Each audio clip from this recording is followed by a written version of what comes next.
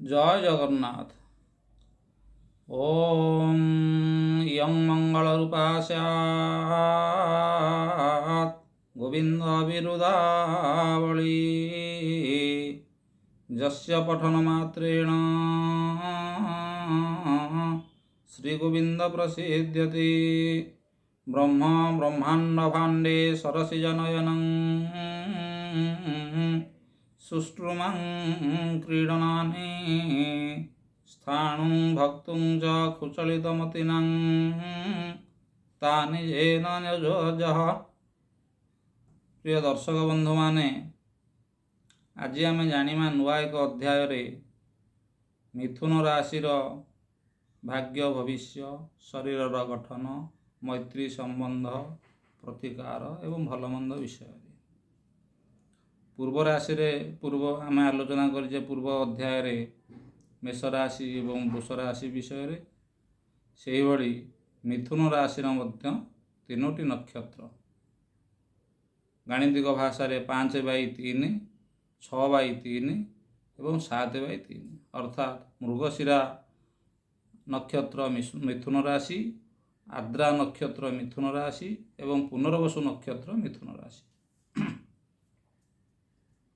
मिथुन राशि लोक मानकर आखि गोल होता है, शरीर रुक्ष एवं गहम रंगर होता है, कपाल बड़ अर्थात प्रशस्त होता है, मुंडर केश कुंचुमुंचिया होता है एवं मध्यम शरीर होता है अर्थात मोटा पेटा किंबा अति दुर्बल शरीर हो न था।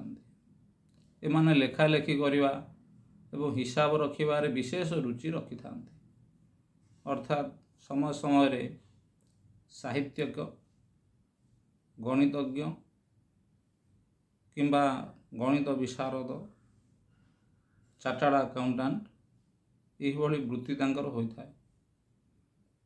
खास कर किसी लेखा लेखी करते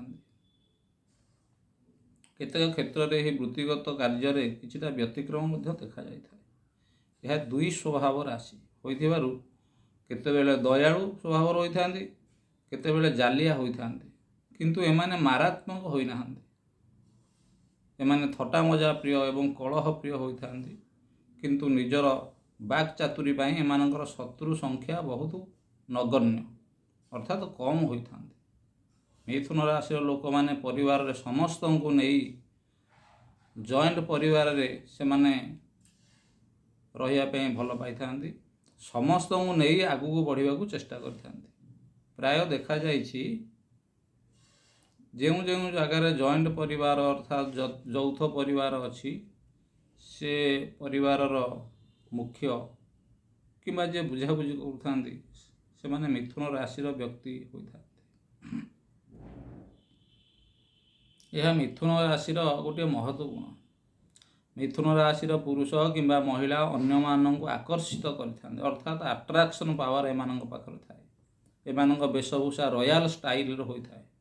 मिथुन राशि पुरुष माने निज निज स्त्री मानू राणी परी रखि थांती, किंतु मिथुन राशि स्त्री माने निज निज स्वामी मानक ऊपर प्राय खुशी न थांती। यह एक व्यतिक्रम, एथिपाई कौन सी व्यक्ति विशेष दायी नुहंती। यह राशिर लक्षण गुण होता है। मिथुन राशि शुभवार जानिबा, कौन सी कार्य जदि करने शुभ अनुकूल मन कर तेज बुधवार को स्थिर करूँ। शुभ रंग गछर पत्र जेमिति सबुज रंग से रंगटा मिथुन राशि शुभकार होता है। प्रतिकार स्वरूप यदि संभव ताले पार्ना नामक रत्न धारण करंतु हाथ में मुदी करी।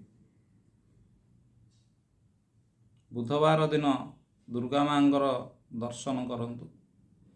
बुधवार प्रत्येक बुधवार निरामिष भोजन करवा उचित।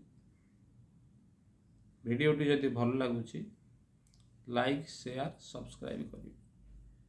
जय जगन्नाथ।